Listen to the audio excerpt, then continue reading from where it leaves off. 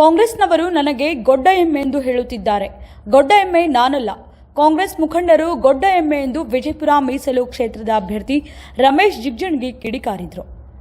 ವಿಜಯಪುರ ಜಿಲ್ಲೆಯ ಬಸವನ ಬಾಗೇವಾಡಿ ವಿಧಾನಸಭಾ ಕ್ಷೇತ್ರದ ಭಾರತೀಯ ಜನತಾ ಪಾರ್ಟಿ ಮುಳವಾಡ ಮಹಾಶಕ್ತಿ ಕೇಂದ್ರದ ಕಾರ್ಯಕರ್ತರ ಸಭೆಯನ್ನುದ್ದೇಶಿಸಿ ಮಾತನಾಡಿದ ಅವರು, ನಾನೇನು ಈ ಊರಿಗೆ ಹೊಸಬನಲ್ಲ. ಹಿಂದೆ ರಾಮಕೃಷ್ಣ ಹೆಗಡೆ, ಜೆಎಚ್ ಪಟೇಲರ ಮಂತ್ರಿ ಮಂಡಲದಲ್ಲಿ ಮಂತ್ರಿಯಾಗಿ ನನ್ನ ಕೈಲಾದಷ್ಟು ಈ ಭಾಗದಲ್ಲಿ ಕೆಲಸವನ್ನ ಮಾಡಿರುವೆ. ವಿಜಯಪುರ ಕ್ಷೇತ್ರದಲ್ಲಿ ನನ್ನನ್ನು 3 ಬಾರಿ ಅತ್ಯಂತ ಬಹುಮತದಿಂದ ಗೆಲ್ಲಿಸಿರುವಿರಿ. ಇದು ನನ್ನ 4ನೇ ಚುನಾವಣೆ.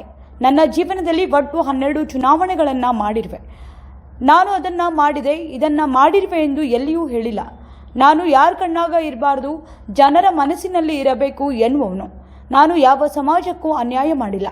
ಎಲ್ಲರೂ ನನ್ನವರು, ತನ್ನವರು ಅನ್ನುವಂತಹ ಭಾವನೆಯನ್ನು ಇಟ್ಟುಕೊಂಡು ರಾಜಕಾರಣ ಮಾಡಿರುವೆ.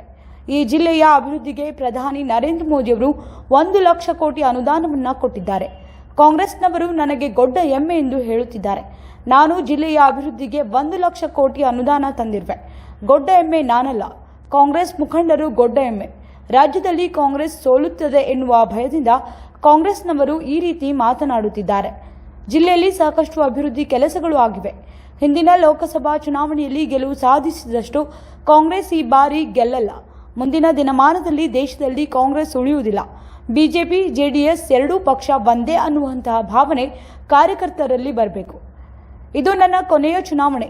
ಮುಂದಿನ ದಿನಮಾನದಲ್ಲಿ ನಾನು ರಾಜಕಾರಣದಲ್ಲಿ ಇರುವುದಿಲ್ಲ. ನನ್ನ ಕೊನೆಯ ಆಸೆ ಒಂದೇ, ನರೇಂದ್ರ ಮೋದಿಯವರು ಈ ದೇಶದ ಪ್ರಧಾನಿಯಾಗಲು ನನಗೆ ಅವಕಾಶ ಮಾಡಿಕೊಡಿ ಎಂದು ಮಾತನಾಡಿದರು. ಈ ಸಂದರ್ಭದಲ್ಲಿ ಮಾಜಿ ಸಚಿವ ಎಸ್ ಕೆ ಬೆಳ್ಳಬ್ಬಿ, ಮುಖಂಡ ಕಲ್ಲು ಸೊನ್ನದ್, ಸಂಗನಗೌಡ ಚಿಕ್ಕೋಣ್ ಮಾತನಾಡಿದರು. ಸಭೆಯಲ್ಲಿ ಮುಳವಾಡ ಜಿಲ್ಲಾ ಪಂಚಾಯತ್ ವ್ಯಾಪ್ತಿಯ ಬಿಜೆಪಿ ಪಕ್ಷದ ಮುಖಂಡರು, ಕಾರ್ಯಕರ್ತರು, ಅಭಿಮಾನಿಗಳು, ಹಿತೈಷಿಗಳು ಉಪಸ್ಥಿತರಿದ್ದರು. ಮುಳವಾಡ ಗ್ರಾಮಕ್ಕೆ ನಾವು ಕೇಳಲಿಕ್ಕೆ ಬಂದಿದ್ದೇವೆ. ನಾನೇನು ಈ ಊರಿಗೆ, ಈ ಕ್ಷೇತ್ರಕ್ಕೆ ಹೊಸಬನಲ್ಲ. ಹಿಂದೆ ರಾಮಕೃಷ್ಣ ಹೆಗಡೆ ಅವರು ಜೆಎಚ್ ಪಟೇಲರ ಮಂತ್ರಿಮಂಡಲದಲ್ಲಿ ರಾಜ್ಯದ ಮಂತ್ರಿಯಾಗಿ ಕೈಲಿ ಆದ ಮಟ್ಟಿಗೆ ಈ ಭಾಗದ ಕೆಲಸವನ್ನು ನಾನು ನಿಭಾಯಿಸಿದ್ದೇನೆ. ಗೆಲ್ಲಿಸಿಕಳಿಸುವುದು ಒಂದೇ ಸಲ ಅಲ್ಲ, ಆ ಭಾಗದಲ್ಲಿ 3 ಸಲ ಬೇರೆ ಬೇರೆ ನಿಂತರೂ ಕೂಡ, ಬೇರೆ ಬೇರೆ ಪಕ್ಷದಿಂದ ನಿಂತರೂ ಕೂಡ ಆ ಭಾಗದ ಜನ ನನಗೆ ಆಶೀರ್ವಾದ ಮಾಡೋದು. ಅದು ಅಲ್ಲಿ ಜನರಲ್ ಆದಮೇಲೆ ಪುನಃ ವಾಪಸ್ ಬಿಜಾಪುರಕ್ಕೆ ಬಂದು ನನ್ನನ್ನು 3 ಸಲ ಚುನಾವಣೆಯಲ್ಲಿ ಅತ್ಯಂತ ಬಹುಮತದಿಂದ ತಾವು ಗೆಲ್ಲಿಸಿದ್ದೀವಿ. ಇದು 4ನೇ ಚುನಾವಣೆ. ಒಟ್ಟು ಬಿಜಾಪುರ ಜಿಲ್ಲೆಯಲ್ಲಿ ನಾನು 3 ಸಲ ಲೋಕಸಭಾ ಚುನಾವಣೆ, 4 ಸಲ ವಿಧಾನ ಪರಿಷತ್ತಿನ ಚುನಾವಣೆಗಳಲ್ಲಿ ಭಾಗದ ಜನ ನನಗೆ ಆಶೀರ್ವಾದ ಮಾಡಿದ್ದೀವಿ. ಒಟ್ಟು ನನ್ನ ಜೀವನದಲ್ಲಿ 12 ಚುನಾವಣೆಗಳಲ್ಲಿ ನನ್ನನ್ನು ಜನ ಗೆಲ್ಲಿಸಿದ್ದಾರೆ. 1 ಸಲ ನಾನು ಸೋಲಿಗೆ ಈ ಜಿಲ್ಲೆಯಲ್ಲಿ ಕಾರಣನಾಗಿದ್ದೇನೆ. ನಾನು ಕ್ಷೇತ್ರದಲ್ಲಿ ನಾನು ಮಾಡಿದ್ದೀನಿ. ಆದರೆ ನಾನು ಎಲ್ಲಿಯೂ ಕೂಡ ಅದು ಮಾಡೀನಿ, ಇದು ಮಾಡೀನಿ, ಗೋಳಗುಂಟ ಕಟ್ತೀನಿ, ಉಪ್ಪಲಿ ಬಾರ ಕಟ್ತೀನಿ ಅಂತ ನಾನು ಎಂದೂ ಹೇಳಿಲ್ಲ. ಯಾಕಂದರೆ ದಲಿತ ಸಮುದಾಯಕ್ಕೆ ಸೇರಿದ ಮನುಷ್ಯನಾಗಿರುವ ನಾನು ನಾನು ಅಲ್ಲಿ ಇಲ್ಲಿ ಫೋಟೋಗಳು ಹಾಕ್ತಿರಲಿಲ್ಲ. ಭಾಳ ಜನ ನನ್ನ ಪಕ್ಷದ ಕಾರ್ಯಕರ್ತರು ನನ್ನನ್ನು ಬೈದರು, ನೀವು ಎಲ್ಲಿ ಹೇಳೋದಿಲ್ಲ, ಪಕ್ಷ ನೀವು ಫೋಟೋ ಹಾಕೋದಿಲ್ಲ ಅಂತ. ನಾನು ಹೇಳಿದೆ, ನೋಡಪ್ಪ, ನಾನು ಯಾರ ಕಣ್ಣಲ್ಲೂ ಇರಬಾರ್ದು, ಜನರ ಮನಸ್ಸಿನಲ್ಲಿ ಇರಬೇಕು ಅಂತಕ್ಕಂಥ ಮಾತು ಭಾಳ ಸ್ಪಷ್ಟವಾಗಿದೆ. ನಾನು ಒಬ್ಬ ಅದೃಷ್ಟವಂತ ಪುರುಷ ಅಂತೇಳಿ ನಾನು ಭಾವಿಸ್ಕೊಂಡೆ.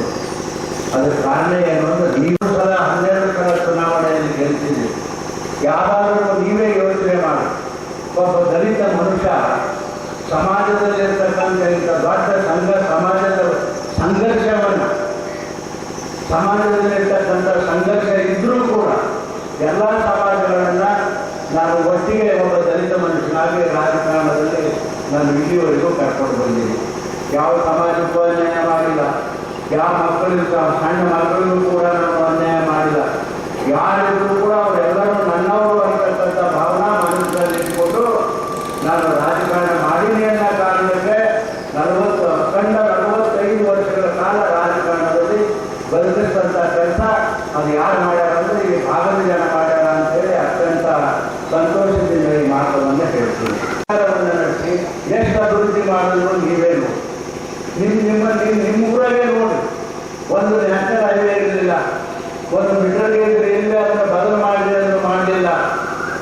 ಆಮೇಲೆ ಪ್ರಧಾನಮಂತ್ರಿ ಸರ್ಕಾರ ಅನ್ನೋದು ಎಲ್ಲಿ ಇರಲಿಲ್ಲ ರಾಜ್ಯದಲ್ಲಿ.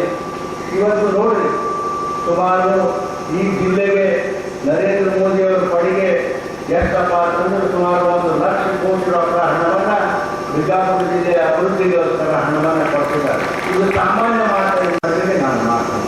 ಈಗ ನಾನು ಹೇಳ್ತಾರೆ ರಮೇಶ್ ಜಿಲ್ಲೆಯವರು ದೊಡ್ಡ ಎಮ್ಮೆ ಇದ್ದಾನೆ.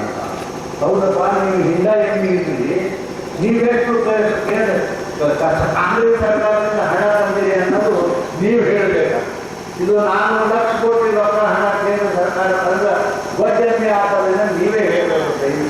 ದೊಡ್ಡ ಎಮ್ಮೆ ನಾನಲ್ಲ, ಕಾಂಗ್ರೆಸ್ಸಿನ ಮುಖಂಡರು ದೊಡ್ಡ ಎಮ್ಮೆ ಅಂತಕ್ಕಂಥ ಪ್ರಶ್ನೆ ಈ ಸಂದರ್ಭದಲ್ಲಿ ನಾನು ಮಾಡಲಿಕ್ಕೆ ಬಯಸ್ತೀನಿ. ಹೇಳೋದು ಅವ್ರಿಗೆ ಭಯ ಏನು ಅಂದ್ರೆ ಕಾಂಗ್ರೆಸ್ನವ್ರಿಗೆ ಇಡೀ ರಾಜ್ಯದಲ್ಲಿ ನಾವು ತೋರಿಸ್ತೇವೆ ಅಂತಕ್ಕಂಥ ಭಯದಿಂದ ಈ ರೀತಿ ಮಾತುಗಳನ್ನು ಯಾರು ಸಹಿಸಿಕೊಳ್ಳದೇ ಇರ್ತಕ್ಕಂಥ ಮಾತುಗಳನ್ನು ಅಂತಾರೆ. ಇದು ಒಳ್ಳೆಯದಲ್ಲ ಅಂತಕ್ಕಂಥದ್ದು ನನ್ನ ಅಭಿಪ್ರಾಯ.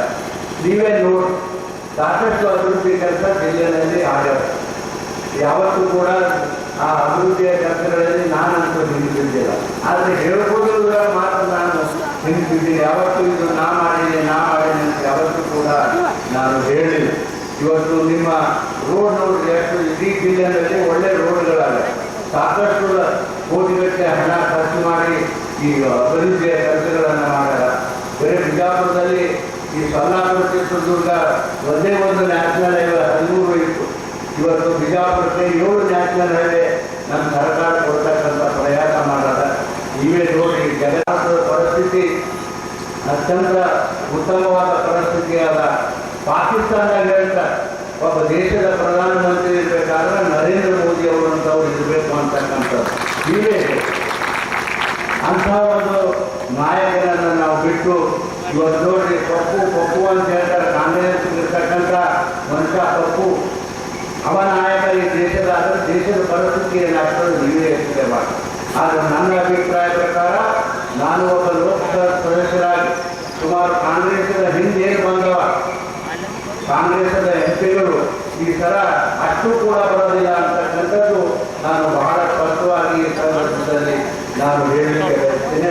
ಇನ್ನು ಮುಂದಿನ ದಿನಮಾನಗಳಲ್ಲಿ ಕಾಂಗ್ರೆಸ್ ಮಾತ್ರ ಈ ದೇಶದಲ್ಲಿ ಉಳಿದಿಲ್ಲ ಅಂತಕ್ಕಂಥ ಮಾತ್ರ ಬಹಳ ಸ್ಪಷ್ಟವಾಗಿ ಈ ಸಂದರ್ಭದಲ್ಲಿ ನಾನು ಹೇಳಿ, ನಮಗೆ ಸಿಕ್ಕಿರ್ತಕ್ಕಂಥ ಅದ್ಭುತ, ಜಗತ್ತಿನಲ್ಲಿ ಅತ್ಯಂತ ಅದ್ಭುತವಾಗಿರ್ತಕ್ಕಂಥ ನಾಯಕ ನರೇಂದ್ರ ಮೋದಿಯವರು ಒಬ್ಬ ದೈವಿಕ ಪುರುಷರು. ಹಿಂದೂಸ್ತಾನದಲ್ಲಿ ಯಾವ ಗುಡಿಗಂಡಾರಗಳು, ಹಿಂದೂಗಳ ಗುಡಿಗಂಡಾರಗಳು ಉಳಿದಿಲ್ಲ, ಎಲ್ಲವನ್ನೂ ಕೂಡ ನಿಲ್ಲೋದಾರ ಮಾಡೋದು. ಎಲ್ಲಿ ನೋಡಿ, ಎಲ್ಲಿ ಬೇಕಾದಲ್ಲಿ ನೋಡಿ ನೀವು ರೋಡ್ಗಳು ಮಾಡೋದು, ಎಲ್ಲಿ ಬೇಕಾದಲ್ಲಿ ಇವತ್ತು ರೈಲ್ವೆಯನ್ನು ಅಗದಿ ಸಮೃದ್ಧಿಯಾಗಿ ಕಳಿಸೋದು. ನೀವೇ ನೋಡಿ, ಬಿಜಾಪುರದಾಗ ಸುಮಾರು ಬ್ರಿಟಿಷರ ಕಾಲಕ್ಕೆ ಇವತ್ತು ಆ ರೈಲ್ವೆ ಸ್ಟೇಷನ್ಗೆ ಸುಮಾರು 100 ಕೋಟಿ ರೂಪಾಯಿಗಳನ್ನು ಕೊಟ್ಟು ಅದನ್ನು ನವೀಕರಣ ಮಾಡತಕ್ಕಂಥ ಕೆಲಸ ನರೇಂದ್ರ ಮೋದಿಯವರ ಸರ್ಕಾರದಲ್ಲಿ ಆಗ್ಯದ ಅಂತೇಳಿ ಅತ್ಯಂತ ಸಂತೋಷದಿಂದ ನಾನು ಹೇಳಲಿಕ್ಕೆ ಬಯಸಿ, ಈ ಬಿಜಾಪುರ ನಗರದಲ್ಲಿಯೂ ಕೂಡ ನಾವು ನೋಡಿದ್ದೀವಿ 3 ರೈಲ್ವೆ ಬ್ರಿಡ್ಜ್ಗಳನ್ನು ಮಾಡಿ. ನಿಮಗೇನಾಗಿತ್ತಪ್ಪ ಹೇಳಿ, 65 ವರ್ಷ ಈ ದೇಶದಲ್ಲಿ ಸರ್ಕಾರ ನಡೆಸಿದ್ರು. ಅದು ಈ ಬ್ರಿಡ್ಜ್ ಆಗಬೇಕು ಅಂತ ಹೇಳಿ ಜನ ಬೇಕಾದಷ್ಟು ಕೇಳಿದ್ರು. ಅದು ಮಾಡತಕ್ಕಂಥ ಸೌಜನ್ಯತೆ ಕಾಂಗ್ರೆಸ್ ಪಕ್ಷಕ್ಕೆ ಇರಲಿಲ್ಲ. ನಾವು ಯಾರೂ ಕೇಳಲಾರ್ದೇ ಇವತ್ತು ಎಲ್ಲ ಒಂದೇ ಬಜೆಟ್ನಲ್ಲಿ 3 ಓವರ್ ಬ್ರಿಡ್ಜ್ಗಳನ್ನು ಈ ದೇಶ ಸುರಕ್ಷಿತವಾಗಿರಬೇಕಾದ್ರೆ, ಈ ದೇಶದಲ್ಲಿ ಸುರಕ್ಷಿತವಾಗಿ ನಾವಿರಬೇಕಾದ್ರೆ, ನಮ್ಮ ಮಾತ್ರ ಇರಬೇಕಾದ್ರೆ ಈ ದೇಶಕ್ಕೆ ನರೇಂದ್ರ ಮೋದಿಯವರು ಅನಿವಾರ್ಯ ಅಂತಕ್ಕಂಥ ಮಾತುಗಳನ್ನು ಬಹಳ ಸ್ಪಷ್ಟವಾಗಿ ಹೇಳಿ, ಒಂದು ವೇಳೆ ಈ ದೇಶದಲ್ಲಿ ನರೇಂದ್ರ ಮೋದಿಯವರು ಇಲ್ಲ ಅಂದರೆ ಈ ದೇಶಕ್ಕೆ ಮಾತ್ರ ಸುರಕ್ಷತೆ ಇಲ್ಲ. ತಾವೇ ನೋಡಿದ್ವಿ, ಹಿಂದೆ ಕಾಂಗ್ರೆಸ್ ಸರ್ಕಾರದಲ್ಲಿ ತುಷ್ಟೀಕರಣ ಮಾಡಿ ಎಲ್ಲಿ ನೋಡಿದಲ್ಲಿ ಬಾಂಬು, ಯಾವಾಗಾದರೂ ಇದೇನು ಕ್ರಿಮಿನಲ್ ಆಕ್ಟಿವಿಟೀಸು ನಡೀತಾ ಇತ್ತು. ಆದರೆ ಇವತ್ತು ನೋಡಿ, ಇಲ್ಲಿ ಸರ್ಕಾರದ ಅಂತ ಹೇಳಿ ಮೊನ್ನೆ ಹುಬ್ಬಳ್ಳಿಯಲ್ಲಿ ಸ್ನೇಹ ಅಂತಕ್ಕಂಥ ಒಬ್ಬ ಹೆಣ್ಣು ಮಗಳಿಗೆ ಚುಟ್ಟಿ ಕಾರ್ಪೊರೇಟ್ನ ಮಗಳನ್ನ ಮಧ್ಯಾಹ್ನ 12 ಗಂಟೆಗೆ ಮರಳರ ಆಗ್ತದ ಅಂದರೆ ನಮ್ಮ ಮಕ್ಕಳ ಗತಿ ಏನು ಅನ್ನೋದು ನಾವು ವಿಚಾರ ಮಾಡಬೇಕಾಗ್ತದ ಅಂತಕ್ಕಂಥ ಮಾತವನ್ನು ಈ ಸಂದರ್ಭದಲ್ಲಿ ಹೇಳಿ, ದಯವಿಟ್ಟು ಪಕ್ಷಕ್ಕೆ ನೀವು ಮತ ಹಾಕಬೇಕು. ಆ ಹಾಕ್ತಕ್ಕಂಥ ಮತ ನನಗಲ್ಲ, ಆ ಈ ನರೇಂದ್ರ ಮೋದಿ ಭಾರತೀಯ ಜನತಾ ಪಕ್ಷಕ್ಕೆ ಮತವನ್ನು ಹಾಕಬೇಕು ಅಂತ ಹೇಳಿ ಮತ್ತೊಂದು ಸಲ ನಿಮ್ಮಲ್ಲಿ ವಿನಂತಿಯನ್ನು ಮಾಡಿಕೊಂಡು ಭಾರತೀಯ ಜನತಾ ಪಕ್ಷ ಜನತಾದಳ ಎರಡೂ ಕೂಡ ಇವು ಏನಪ್ಪ ಅಂತಂದ್ರೆ ಹೊಂದಾಣಿಕೆಯ ರಾಜಕಾರಣ ಆಗಲ್ಲ ರಾಜ್ಯದಲ್ಲಿ. ತಾವೆಲ್ಲ ನೋಡಿದ್ರಿ, ಯಾರು ತಲೆ ಮೇಲೆ ಇಟ್ಕೋಬಾರ್ದು. ವ್ಯಕ್ತಿ ನೋಡಿ ಒಂದು ನಾನು ಹೇಳ್ತೀನಿ, ಸಮಾಜದಲ್ಲಿ ಒಬ್ಬ ವ್ಯಕ್ತಿ ದೊಡ್ಡವಲ್ಲ, ಒಂದು ಪಕ್ಷ ದೊಡ್ಡದಲ್ಲ, ಈ ದೇಶ ದೊಡ್ಡದು ಅಂತಕ್ಕಂಥದ್ದು ಮನಸ್ಸಿನಲ್ಲಿ ಇಟ್ಕೊಳ್ಳಿ. ಅದಕ್ಕಾಗಿ ಯಾರೂ ಅದನ್ನು ತಲೆ ಇಟ್ಕೊಳ್ಳಾರೆ. ಭಾರತೀಯ ಜನತಾ ಪಕ್ಷ ಮತ್ತು ಜಾತ್ಯತೀತ ಜನತಾದಳ ಎರಡೂ ಒಂದಾಗ್ಯಾವ ಅಂತಕ್ಕಂಥದ್ದು ತಾವು ತಲೆಯಲ್ಲಿ ಇಟ್ಕೋಬೇಕು. ಆಮೇಲೆ ಮತ ಹಾಕುವ ಟೈಮ್ನಾಗ ಈ ತಲೆ ಮೇಲೆ ಹೊತ್ತಿರ್ತಕ್ಕಂಥ ಹುಲ್ಲನ್ನು ಹೊತ್ತಿರ್ತಕ್ಕಂಥ ಮಹಿಳೆಯನ್ನು ಮಾತ್ರ ಹುಡುಕ್ಲಿಕ್ಕೆ ಹೋಗಬೇಡ್ರಿ. ಭಾರತೀಯ ಜನತಾ ಪಕ್ಷ ಮತ್ತು ಎಲ್ಲಿ ಕಮಲದ ಹೂ ಇರ್ತದೋ ಅದು ಮುಂದೆ ಬಟನ್ ಹೊತ್ತಕ್ಕಂಥ ಕೆಲಸ ತಾವೆಲ್ಲರೂ ಮಾಡಬೇಕು ಅಂತಕ್ಕಂಥ ಮಾತುವನ್ನು ಈ ಸಂದರ್ಭದಲ್ಲಿ ಹೇಳಿ ಕೊನೆಯದಾಗಿ ನಾವು ಒಂದೇ ಒಂದು ಮಾತನ್ನು ಹೇಳಿ, ನರೇಂದ್ರ ಮೋದಿ ಅವರು ಈ ದೇಶದ ಪ್ರಧಾನಮಂತ್ರಿ ಆಗಬೇಕು ಅಂತ ಹೇಳಿ 2 ಸಲ ನನ್ನ ಮತವನ್ನು ಹಾಕಿ ತಾವು ಗೆಲ್ಲಿಸಿದ್ರಿ. ಆದರೆ ಇದೊಂದು ಕೊನೆ ನನ್ನ ರಾಜಕಾರಣದ ಕೊನೆಯ ದಿನ ಇದೆ. ನಾನೇ ಮುಂದಿನ ದಿನಮಾನ ನಡೆಸಿ ರಾಜಕಾರಣದಲ್ಲಿ ನಾನೇ ಇರಲಿಲ್ಲ. ಮುಂದಿನ ಚುನಾವಣೆಯಲ್ಲಿ ನಾನೇನು ಸ್ಪರ್ಧಾ ಮಾಡಲಿಲ್ಲ. ನನ್ನ ಜೀವನದ ಒಂದು ಕೊನೆ ಆಶೆ, ನಾನು ಕೊನೆಯ ಒಂದು ದಾಹ, ನನ್ನ ಒಂದು ಇಚ್ಛಾ. ನಾನು ಇಚ್ಛಾ ಅಂದ್ರೆ ನಾನೇ ಮಂತ್ರಿ ಆಗಬೇಕು ಅನ್ನೋ ಇಚ್ಛಾ ಇದೆ. ಮಂತ್ರಿ ಬೇಕಾಗಿಲ್ಲ ಅಂತ ಹೇಳಿ ರಾಜೀನಾಮೆ ಕೊಟ್ಟು ನಾನು ಬಂದಿದ್ದೀನಿ. ನಾನೇ ಮಂತ್ರಿ ಆಗಬೇಕು ಅನ್ನೋ ಇಚ್ಛಾ ಇಲ್ಲ. ಒಂದೇ ಒಂದು ಕೊನೆ ಆಸೆ ಏನಪ್ಪ ಅಂತಂದ್ರೆ, ಹಿಂದೆ ಏನು ತಾವು ಆರಿಸಿ ಕಳಿಸಿದಿರಿ. ನನ್ನದು ಒಂದು ಆಸೆ ಏನಪ್ಪ ಅಂತಂದ್ರೆ, 3ನೇ ಸಲ ನರೇಂದ್ರ ಮೋದಿ ಅವರು ಈ ದೇಶದ ಪ್ರಧಾನಮಂತ್ರಿ ಆಗಲಿಕ್ಕೆ ನನ್ನ ಕೈ ಎತ್ತಕ್ಕೆ ಅವಕಾಶ ಮಾಡಿಕೊಡ್ರಿ ಅಂತ ಹೇಳಿ ನಿಮ್ಮಲ್ಲಿ ಕಳಕಳಿಯಿಂದ ನಾನು ವಿನಂತಿಯನ್ನು ಮಾಡ್ಕೊಳ್ಳೋಕೆ ಬಂದಿದ್ದೀನಿ. ಅದು ಯಾರೋ ನಾನು ಹೇಳ್ತಿದ್ರು, ಇಲ್ಲೊಂದು ಬ್ರಿಡ್ಜ್ ಆಗ್ಯದ ಅಲ್ಲಾಗ್ಯದ. ನಾನು ಯಾವತ್ತೂ ಕೂಡ ಅದು ಹೇಳೋದಿಲ್ಲ.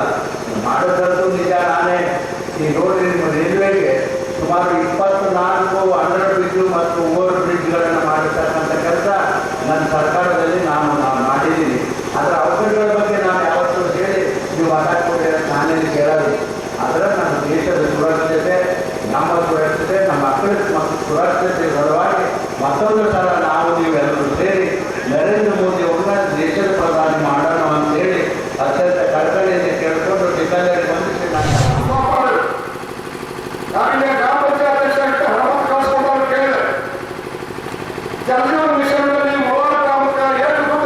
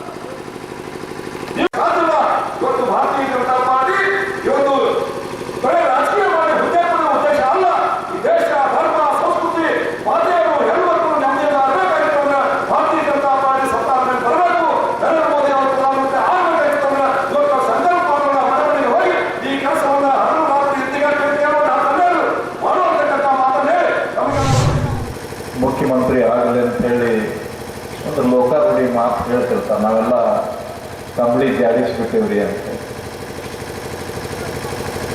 ಆಮೇಲೆ MLA ನಮ್ಮ ಜಾತಿ ಹೋದಾನ ಅಂತೇಳಿ ನಾವು ಶಿವಾನಂದ ಪಾಟೀಲ್ರಿಗೆ ವೋಟ್ ಹಾಕಿದೇವೆ ಅಂತೇಳಿ ಕೆಲವು ಮಂದಿ ಹೇಳ್ತಾರೆ. ನಾವು ಅಲ್ಲೇ ಹಳ್ಳಿಯಾಗ ಅಡ್ಡಾಡುವಾಗ ಅವ್ರು ಮಾತಾಡ್ತಿರ್ತಾರೆ, ಅಲ್ಲಿ ಸಿದ್ದರಾಮಯ್ಯ ಸಾಹೇಬ್ ಮುಖ್ಯಮಂತ್ರಿ ಮಾಡಬೇಕಾಗಿತ್ತು ರೀ, ಅದಕ್ಕೆ ನಾವು ಅನಿವಾರ್ಯವಾಗಿ ಕಾಂಗ್ರೆಸ್ಸನ್ನು ಮಾಡಬೇಕಾಯಿತು ಅಂತ. ಅವರೆಲ್ಲರೂ ನಿಶ್ಚಿತವಾಗಿ ಬೆಳ್ಳೂದಿ ಸಾಹೇಬರಿಗೆ ತಾವೆಲ್ಲ ವೋಟ್ ಹಾಕಿದ್ರ ಅವರು ಈ ಮತಕ್ಷೇತ್ರದ MLA 100ಕ್ಕೆ 100 ಆಗ್ತಿದ್ರು ಅಂತಕ್ಕಂಥ ನಾನು ಆಶಯಗಳನ್ನು ವ್ಯಕ್ತಪಡಿಸ್ತೇನೆ. ನಮ್ಮ ಮತಕ್ಷೇತ್ರದಲ್ಲಿ ಸಾಕಷ್ಟು ಕೆಲಸಗಳನ್ನು ಅವರೆಲ್ಲ ಮಾಡಿದ್ದಾರೆ. ನೀರಾವರಿ ಕೆಲಸ ಮಾಡಿದ್ದಾರೆ, ಸಮುದಾಯ ಭವನಗಳನ್ನು, ಇಂಥ ಹಲವಾರು ಕೆಲಸಗಳನ್ನು ಮಾಡಿದರೂ ಕೂಡ ಎರಡು ವಿಷಯದಲ್ಲಿ ನಮಗೆ ಜಾತಿ ಆಟ ಬರ್ತವೆ, ಜಾತಿ ಆಟ ಬರ್ತೈತೆ ಆಟ. ಒಂದು ಕನ್ಯಾದಾನ, ಒಂದು ಮತದಾನ. ಕನ್ಯಾದಾನ ಮಾಡಾಗ ನಾವು ಕೇಳ್ತೀವಿ ಸ್ವಾಭಾವಿಕವಾಗಿ, ನಿಮ್ಮೊಂದು ವರ ಆದ್ರಿ, ನಿಮ್ಮೊಂದು ಕನ್ಯಾ ಆದ್ರಿ, ನಾನು ಮೊದಲಿಗೆ ಕೇಳ್ತೀವಿ ಅವ್ರು ಯಾರ ಪೈಕಿ ಏನ್ರಿ ಅಂತೇಳಿ. ಮತದಾನ ಮಾಡಾಗೂ ಹಾಗೆ ಜಾತಿ ಮತ್ತು ಈ ಕನ್ಯಾದಾನ ಮಾಡಾಗ ಮತದಾನ ಮಾಡಾಗ ಇದು ಬಂದು ಇವತ್ತು ನಮ್ಮ ದೇಶ ಬಹಳ ಅಧೋಗತಿಗೆ ಹೋಗ್ತಾ ಇದೆ. ಸಿದ್ದರಾಮಯ್ಯ ಸಾಹೇಬರು ಮುಖ್ಯಮಂತ್ರಿದ್ದು ಆಗಿದ್ದು ಆಯ್ತು, ಆದರೆ ಇವತ್ತು ಏನಪ್ಪ ಅಂತಂದ್ರೆ ಇದು ದೇಶದ ಭವಿಷ್ಯ. ತಾವೆಲ್ಲ ನೋಡಿದ್ರೆ 10 ವರ್ಷಗಳ ಆಡಳಿತ ಮತ್ತು ಹಿಂದೆ ಮುಖ್ಯಮಂತ್ರಿಯಾಗಿ 14 ವರ್ಷ ಆಡಳಿತ ಮೋದಿಯವರು ಮಾಡಿದ್ದನ್ನು ಕೇಳಿರ್ಬೋದು. ಭಾಳ ಮಂದಿ ಕೇಳ್ತಾರೆ, ಏನ್ರಿ ಬರೀ ಮೋದಿಗೆ ಓಟ್ ಕೇಳ್ತಿರಲ್ಲ, ಜಗದೀನಿ ಅವ್ರಿಗೆ ಓಟ್ ಕೇಳಂಗಿಲ್ಲ ನಾವು. ಜಗದೀನಿ ಅವರು MP ಆಗ್ಯಾರ ಅಂತೇಳಿ ಅಲ್ಲಿ ಮ್ಯಾಗ ಪ್ರಧಾನಮಂತ್ರಿ ಮೋದಿ ಅವರು ಆಗಿರ್ತಾರೆ. ಯಾಕಂದ್ರೆ ಅಲ್ಲಿ ಕೈ ಎತ್ತಬೇಕಾಗ್ತೈತಿ. 2 ಸಲ ಮೋದಿ ಅವರು ಪ್ರಧಾನಮಂತ್ರಿ ಆಗಲಿಕ್ಕೆ ಕೈ ಎತ್ತಲಿಕ್ಕೆ ನಾವು ಜಗದೀನಿ ಸಾಹೇಬರಿಗೆ ಅಧಿಕಾರವನ್ನು ಕೊಟ್ಟಿದ್ದೇವೆ. ಈ ಸಲನೂ ನಾವು ಏನು ಮಾಡ್ಬೇಕಂದ್ರೆ ನಾವು ನೀವೆಲ್ಲ ಒಟ್ಟುಕಟ್ಟಾಗಿ ಯಾವುದೇ ಜಾತಿ ಧರ್ಮ ಪಕ್ಷ ಏನು ನೋಡಲಾರ್ದೇ ಇವತ್ತು 3ನೇ ಬಾರಿ ಈ ದೇಶಕ್ಕೆ ಪ್ರಧಾನಮಂತ್ರಿ ಮೋದಿ ಆಗಬೇಕು ಅನ್ನತಕ್ಕಂಥ ಉದ್ದೇಶವನ್ನು ಇಟ್ಟುಕೊಂಡು ನಾವೆಲ್ಲ ಜಗದೀನಿ ಸಾಹೇಬರನ್ನ ಆರಿಸ್ತಕ್ಕಂಥ ಕೆಲಸವನ್ನು ಮಾಡೋಣ ಅಂತ ಈ ಸಂದರ್ಭದಲ್ಲಿ ಹೇಳ್ತಾ ಇದ್ದಾರೆ. ಕೆಲಸ ನಮ್ಮ ಜಿಲ್ಲೆಯೊಳಗೆ ಮಾಡಿದ್ದಾರೆ. ಎಲ್ಲಿ ಲಕ್ಷ ಕೋಟಿ ರೂಪಾಯಿ ಇದೆ ಅಂತ ನೀವೆಲ್ಲ ಕೇಳಬಹುದು. ಈ NTPC ತಂದವರೇ ನಮ್ಮ ಜಗದೀನಿಗೆ ಸಾಹೇಬರು 50,000 ಕೋಟಿ ರೂಪಾಯಿ ಬರೀ ಅದು ಒಂದೇ ಇದು. ಮತ್ತು ವಿಮಾನ ನಿಲ್ದಾಣ ಅದು 1000 ಕೋಟಿ ರೂಪಾಯಿ ಕೆಲಸ. ಹೈವೇಗಳು, ರೋಡ್ಗಳು, ರೈಲ್ವೆ ಬ್ರಿಡ್ಜ್, ಇದೇನಾಗ್ತದಪ್ಪ ಅಂತಂದ್ರೆ ಗ್ರಾಮ ಪಂಚಾಯತಿ ಲೆವೆಲ್ನಾಗ ನಾವು ಓಡಾಡೋ ವಾಹನ ಗಟ್ರ ಅವು ಇವು ಮಾಡಿಸ್ತೇವೆ. ಅದೇ ತಾಲೂಕ್ ಪಂಚಾಯತಿ ಹೋದಾಗ, MLA ಹೋದಾಗ, ಜಡ್ಪಿಗೆ ಹೋದಾಗ ಮಾತ್ರ ಅದು ಕೆಲಸ ಬೇರೆ ಬೇರೆ ಆಗ್ತೈತೆ. ಹಿಂಗೆ ಇದು ಏರಿಯಾ ಭಾಳ ಇರುವುದರಿಂದ ಆ 1 ಲಕ್ಷ ಕೋಟಿ ಗಟ್ಟಲೆ ಮಾಡಿರ್ತಕ್ಕಂಥ ಕೆಲಸ ಯಾರಿಗೂ ಕಾಣೋದಿಲ್ಲ. ಸುಮಾರು 800 ಹಳ್ಳಿಗಳು, 17-18 ಲಕ್ಷ ಮತದಾರ. ಹಿಂಗಿದ್ದಾಗ ಅವರು ಕೆಲಸ ನಮಗೆ ಗೊತ್ತಾಗೋದಿಲ್ಲ. ಅದಕ್ಕೆ ಬಂಧುಗಳೇ, ಬಹಳಷ್ಟು ಕೆಲಸವನ್ನು ಅವರು ಮಾಡಿದ್ದಾರೆ. ಒಂದೇ ಯಾವುದೂ ಏನೂ ಇರ್ಲಾರ್ದ ಕ್ಯಾಂಡಿಡೇಟ್ ಯಾವಾಗಪ್ಪ ನಮ್ಮ ರಾಜ್ಯದಲ್ಲಿ ಅಂತಂದ್ರೆ ಬಹಳಷ್ಟು ಮಂದಿ ಮ್ಯಾಗ ಅವ ಕಾಂಗ್ರೆಸ್ MP ಕ್ಯಾಂಡಿಡೇಟ್ ಇರ್ಬೋದು ಅಥವಾ BJP ಇರ್ಬೋದು, ಏನಾದ್ರೂ ಒಂದು ಕಪ್ಪು ಚುಕ್ಕಿ ಇರ್ತೈತಿ. ಆದ್ರೆ ರಮೇಶ್ ಜಿಗಜಿಣಗಿ ಕಾಕ ಅವರಿಗೆ ಒಂದೇ ಒಂದು ಕಪ್ಪು ಚುಕ್ಕಿ ಇಲ್ಲದಂತ ಅಭ್ಯರ್ಥಿ ಯಾರಂದ್ರೆ ಅದು ರಮೇಶ್ ಜಿಗಜಿಣಗಿ ಅವರು. ಮತ್ತೆ ಯಾರಿಗೆ ಹರಿದು ಬೀಳಾದ ಮನುಷ್ಯ ಅಲ್ಲ. ಅಲ್ಲೇ ಹೋದ ಕೂಡಲೇ ಕೆಲಸ ಯಾಕೆ ಬರ್ತಿರ್ತೀವಿ ನಾವು ಏನಾರ ಫೋನ್ ಹಚ್ಚಿ ಕೇಳ್ಬೇಕು, ಯಾಕೆ ಹಿಂಗೆ ಬರ್ಬೇಕಂತ ಮಾಡೀವಿ, ಯಾಕೆ ಬರ್ತೀವಿ, ಏನಾದ್ರು ಅಲ್ಲೇ ಫೋನ್ನಾಗ ಹೇಳ್ಬಿಡು ಸಂಗನ ನಾವು ಮಾಡಿಬಿಡ್ತೇವೆ ಅಂತ ಹೇಳ್ತಾರೆ. ಸೊ ಇಂಥ ಕೆಲಸ ಮಾಡ್ತಕ್ಕಂಥ ವ್ಯಕ್ತಿ ಇವತ್ತು ನಮಗೆ ಅವಶ್ಯಕತೆ ಅದ. ನಾವು 3 ಸಲ 4 ಸಲ ತಿರುಗಿ ಅಂತೇವಿಲ್ಲಪ್ಪ. ಅವರು ಕೇಳ್ತಾರೆ ನಮ್ಗೆ ತೆರಿಗೆ ಕೊಟ್ಟಿಲ್ಲ, ನಮ್ಗೇನು ಮಾಡಿಲ್ಲ ಅಂತೇಳಿ. ಇಲ್ಲಿ ಕಾಂಗ್ರೆಸ್ ಸರ್ಕಾರದ ಸೇರಿ ಮೋದಿಯವರು ನಮ್ಗೆ ತೆರಿಗೆ ಹಣ, ಬರ ಪರಿಹಾರ ಎಲ್ಲ ಕೊಟ್ಟಿಲ್ಲ ಅಂತ ಇವ್ರದ್ದೆಲ್ಲ ಕೂಗೈತಿ. ಇಲ್ಲಿ ತಮಿಳುನಾಡ್ದಾಗ ಏನು BJP ಸರ್ಕಾರ ಐತೆ, ಕೇರಳದಾಗ ಏನು BJP ಸರ್ಕಾರ ಐತೆ, ಪಶ್ಚಿಮ ಬಂಗಾಳದಾಗ ಏನು BJP ಸರ್ಕಾರ ಐತೆ, ಆಂಧ್ರದಾಗ ಏನು BJP ಸರ್ಕಾರ ಐತೆ, ತೆಲಂಗಾಣದಾಗ ಏನು BJP ಸರ್ಕಾರ ಐತೆ. ಮತ್ತು ಅವ್ರು ಯಾಕೆ ಹೇಳಕತ್ತಿಲ್ಲ? ಅಲ್ಲಿ ಮುಖ್ಯಮಂತ್ರಿ ಏನು ಮಾಡ್ಯಾರಪ್ಪ ಅಂತಂದ್ರೆ ಅವರು ನಮ್ಗಿಷ್ಟೆಲ್ಲ ಬರ ಪರಿಹಾರ ಇಷ್ಟೆಲ್ಲ ಯಾರು ಬೇಕು ನಮ್ಮ ತೆರಿಗೆ ಬೇಕಂತ ಲೆಕ್ಕ ಮಾಡಿ ಅವರು ಕೇಂದ್ರಕ್ಕೆ ಕೊಟ್ಟಿದ್ರಿಂದ ಅವ್ರ ಬಳಿ ಸ್ಯಾಂಕ್ಷನ್ ಆಗಿರ್ತೈತಿ. ಇವರು ಮುದ್ದಾಮೇ ಲೇಟ್ ಮಾಡೋದು, ಆಮೇಲೆ ಎಲ್ಲ ಮಂತ್ರಿಗಳು ಎಲ್ಲ ಕೂಡಿ ಅಲ್ಲಿ ದಿಲ್ಲಿಯಲ್ಲಿ ಸ್ಟ್ರೈಕ್ ಮಾಡೋದು. ಜನರಿಗೆ ಗೊತ್ತಾಗಬೇಕಲ್ಲ, ಕರ್ನಾಟಕ ಸರ್ಕಾರಕ್ಕೆ ಇವರು ಮೋದಿಯವರು ಏನು ಮಾಡ್ತಾ ಇಲ್ಲ ಅಂತ ಹೇಳಿ.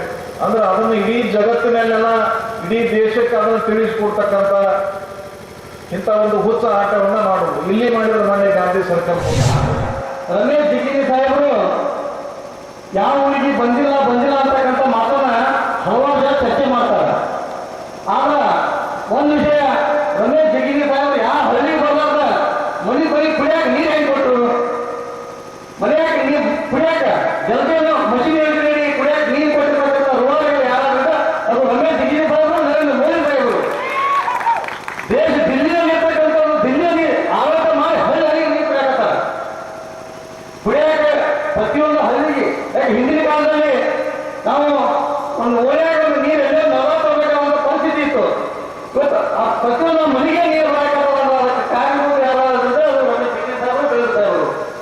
ಈ ಭಾಗದಾಗ ಮುಳುಗಿಂದ ಕೋಲಾರದಿಂದ ಹುಬ್ಬಳ್ಳಿಯಿಂದ ಬಿಜಾಪುರಕ್ಕೆ ರಾತ್ರಿ ಹೆದ್ದಾರಿ ಬಂದಿರ್ತಕ್ಕಂಥವ್ರು ನಮ್ಮ ಎಸ್ ಕೆ ಬೆಲ್ಲುಗ ಸಾಹೇಬರು ಹೋರಾಟದ ಫಲ ಅದು. ಎಸ್ ಕೆ ಬೆಲ್ಲುಗ ಸಾಹೇಬರು ರಮೇಶ್ ಜಿಗಜಿಣಗಿ ಒಂದು ಹೋರಾಟದ ಫಲ. ಇವತ್ತು ನಾವು ನ್ಯಾಷನಲ್ ಹೈವೇನಾಗ ಒಂದು 10 ನಿಮಿಷ 20 ನಿಮಿಷ ಬಿಜಾಪುರ ಹೋಗ್ತೀವಿ. ಬಿಜಾಪುರದಿಂದ ಬೆಂಗಳೂರಿಗೆ ಹೋಗ್ಬೇಕಾದ ಹಿಂದ ಹೊಸಪೇಟೆ ಅಂತ 8 ತಾಸು ಬಸ್ನಾಗ ಕೊಟ್ಟಿದ್ದೇವೆ. ಅದೆಲ್ಲ ನೆನಪಿರ್ಬೇಕಿತ್ತು. ಹೊಸಪೇಟೆ ಬೆಂಗಳೂರಿಗೆ ಹೋಗ್ಬೇಕಾದ್ರೆ 8 ತಾಸು 10 ತಾಸು ಬಿಜಾಪುರ ಬೆಂಗಳೂರಿಗೆ ಹೋಗ್ಬೇಕಾದ್ರೆ 10 ತಾಸು ಮುಗಿದಿದ್ದೇವೆ. ಇವತ್ತು ನಾವು 6 ತಾಸು 7 ತಾಸನಾಗ ನಾವು ಬೆಂಗಳೂರು ಬಿಟ್ಟಾಕತ್ತೀವಿ ಅಂದ್ರೆ ಅದರ ಕಾರಣೀಭೂತ ನಮ್ಮ ಜಿಗಜಿಣಗಿ ಸಾಹೇಬರು, ನರೇಂದ್ರ ಮೋದಿ ಸಾಹೇಬರು, ಬೆಂಗಳೂರು ಸಾಹೇಬರು. ಆ ನಿಟ್ಟಿನಲ್ಲಿ ಬಿಜೆಪಿ ಸರ್ಕಾರ ಹಲವಾರು ಘೋಷಣೆ ಮಾಡಿಲ್ಲ. ಕುಡಿಯಾಕ ಮನೆ ಮನೆ ನೀರು ಕೊಟ್ಟದ, ಮಹಿಳೆಯರು ಬಯಲಿಗೆ ಹೋಗುವಂತೆ ಮನೆ ಮನೆಗೆ ಶೌಚಾಲಯ ಕೊಟ್ಟದ, ಪ್ರಧಾನಮಂತ್ರಿ ಆವಾಸ್ ಯೋಜನೆಯಲ್ಲಿ ಮನೆಗಳನ್ನು ಕೊಟ್ಟದ. ಅದ್ರ ಜೊತೆಗೆ ಯಾರಿಗೆ ಆರೋಗ್ಯ ದೃಷ್ಟಿಯಿಂದ ಆರೋಗ್ಯ ಕೇಂದ್ರ 5 ಲಕ್ಷಗಳನ್ನ ಉಚಿತವಾಗಿ ಅದು ಯಾರು ಕೊಟ್ಟಿದ್ದಾರೆ. ಮಾನ್ಯ ನರೇಂದ್ರ ಮೋದಿ ಸಾಹೇಬರು 5 ಲಕ್ಷ ಉಚಿತ ಆರೋಗ್ಯದ ಕೊಟ್ಟಿರ್ತಕ್ಕಂಥವ್ರು. ಅದ್ರ ಜೊತೆಗೆ ಇವತ್ತು ಈ ಹಲವು ಸರ್ಕಾರ ಮೀನುಗಾರಿಕೆ ಇಲಾಖೆಯಲ್ಲಿ 20,000 ಕೋಟಿ ಮೀನುಗಾರಿಕೆ ತೆಗಿತಾರೆ. ಅವಾಗ ನಮ್ಮ ಜಿಲ್ಲೆಯಲ್ಲಿ ನಾನು ಕೂಡ ಸುಮಾರು 8,40,000 ಸಬ್ಸಿಡಿ ತಗೊಂಡಿದ್ರೆ ಅದಕ್ಕೆ ರಮೇಶ್ ಜಿಗಜಿಣಗಿ ಸಾಹೇಬರು ಬೆಳೆದು ಕಾರಣ. ನಾವು ಮೀನುಗಾರಿಕೆ ಹೊಂಡ ಸಾಹೇಬ ಮೀನುಗಾರಿಕೆ ಹೊಂಡ 8,40,000 ನಾವು ಸಬ್ಸಿಡಿ ತಗೊಂಡಿದ್ವಿ. ಹಿಂಗೆ ಹಲವಾರು ಯೋಜನೆಗಳನ್ನ ಇವತ್ತು ಪ್ರಧಾನಮಂತ್ರಿ ಆವಾಸ್ ಯೋಜನೆ ಆಗಲಿ, ಮುದ್ರಾ ಯೋಜನೆ, ಒಬ್ಬ ಉದ್ಯೋಗ ಮಾಡ್ತಾರಲ್ಲ 10 ಲಕ್ಷ ಯಾವುದೇ ಸೆಕ್ಯೂರಿಟಿ ಇಲ್ಲ 10 ಲಕ್ಷ ಕೊಟ್ಟಿದ್ರು. ಇವತ್ತು 20 ಲಕ್ಷ ನರೇಂದ್ರ ಮೋದಿ ಸಾಹೇಬರು ಘೋಷಣೆ ಮಾಡ್ಯಾರ. ಅದ್ರ ಜೊತೆಗೆ ಜನನ ಇವತ್ತು ಯಾವುದೋ ಒಂದು ಕಾಯಿಪಲ್ಲೆ ಮಾರಾಟ ಪಾನ್ ಶಾಪ್ ಆಗಲಿ, ಹೋಟೆಲ್ ಆಗಲಿ, ಫೋನ್ ಪೇ ಮಾಡಿರ್ತಕ್ಕಂಥವ್ರು ಯಾವಾಗ ಅದು ನಮ್ಮ ಭಾರತೀಯ ಜನತಾ ಪಕ್ಷದ ಕೊಡುಗೆ ಅಂತಕ್ಕಂಥ ಮಾತು ಬಹಳ ಹೆಮ್ಮೆಯಿಂದ ಹೇಳ್ಬೇಕಾದ್ರೆ ಜನರಿಗೆ ಎಷ್ಟು ಮಂದಿ ಹೇಳ್ತಿದ್ರು. ಇವತ್ತು ಫೋನ್ ಪೇ ಖಾಲಿ ಕಲಿದವರು ಸಾಲ ಜನರು ಕೂಡ ಇವತ್ತು ಫೋನ್ ಪೇ ಉಪಯೋಗ ಮಾಡಬೇಕಾದ್ರೆ ಅದಕ್ಕೆ ನರೇಂದ್ರ ಮೋದಿ ಅವರ ಕೊಡುಗೆ ನಮ್ಮ ಭಾರತೀಯ ಜನತಾ ಪಕ್ಷದ ಕೊಡುಗೆ. ಅದಕ್ಕೆ ಅದರ ಜೊತೆಗೆ ನಮ್ಮ NTPC ಅಂತಕ್ಕಂಥದ್ರಲ್ಲಿ ಯಾವುದೋ ರಾಜ್ಯದಾಗಿತ್ತು ಅದು ನಮ್ಮ ಬೆಳೂರು ಸಾಹೇಬರು, ಜಿಗಜಿಣಗಿ ಸಾಹೇಬರು ನಮ್ಮ ಭಾಗವಾಗಿ ನಮ್ಮ ಭಾಗದಲ್ಲಿ ವಿದ್ಯುತ್ ಉಪಯೋಗ ವಿದ್ಯುತ್ತಿಂದ ನಮ್ಮ ರಾಜ್ಯದ ಬೇರೆ ಹಲವಾರು ರಾಜ್ಯಗಳಿಗೆ ವಿದ್ಯುತ್ ಕೊಡ್ತಕ್ಕಂಥದ್ದು ಯಾವಾಗ ಇದ್ದಾರು ನಮ್ಮ ಬೆಳೂರು ಸಾಹೇಬರು, ರಮೇಶ್ ಜಿಗಜಿಣಗಿ ಸಾಹೇಬರ ಪ್ರಯತ್ನದಿಂದ ಇವತ್ತು NTPC ಭಾಗದಾಗ ತಲೆ ಹೊಡೆಯುತ್ತೆ.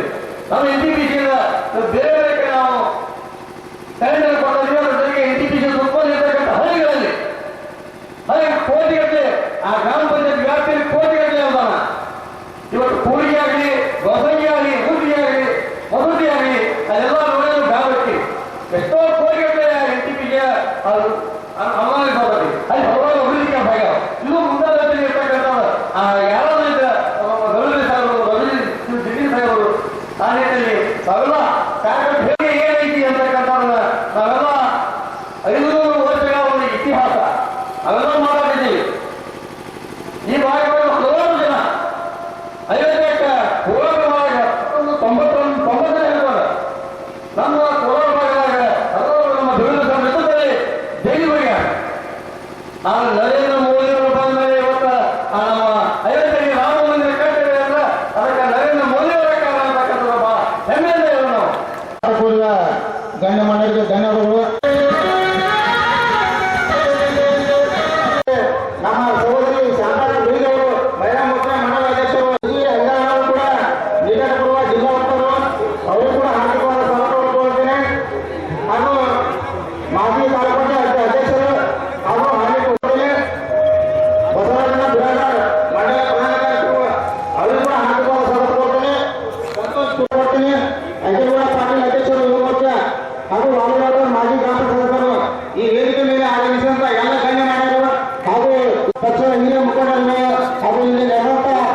ಜನಗಣಮನಗಳು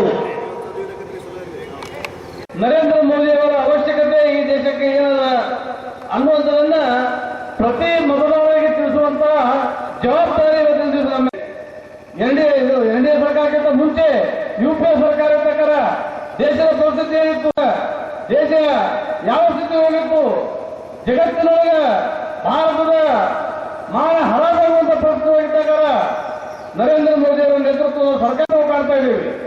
ಅಷ್ಟೇ ಅಲ್ಲದೆ ದೇಶದ ದೊಡ್ಡ ದೊಡ್ಡ ಅಭಿವೃದ್ಧಿ ಕಾರ್ಯಗಳನ್ನು ನಿರ್ವಹಿಸಿದ ನಾವು ನರೇಂದ್ರ ಮೋದಿ ಅವರ ರಮೇಶ್ ಜಿಗಜಿಣಗಿ ಅವರ ನೇತೃತ್ವದೊಳಗೆ ಪ್ರತಿ ಗ್ರಾಮಗಳಿಗೂ ಸಹಿತ ಸ್ವಚ್ಛವಾದ ಶುದ್ಧ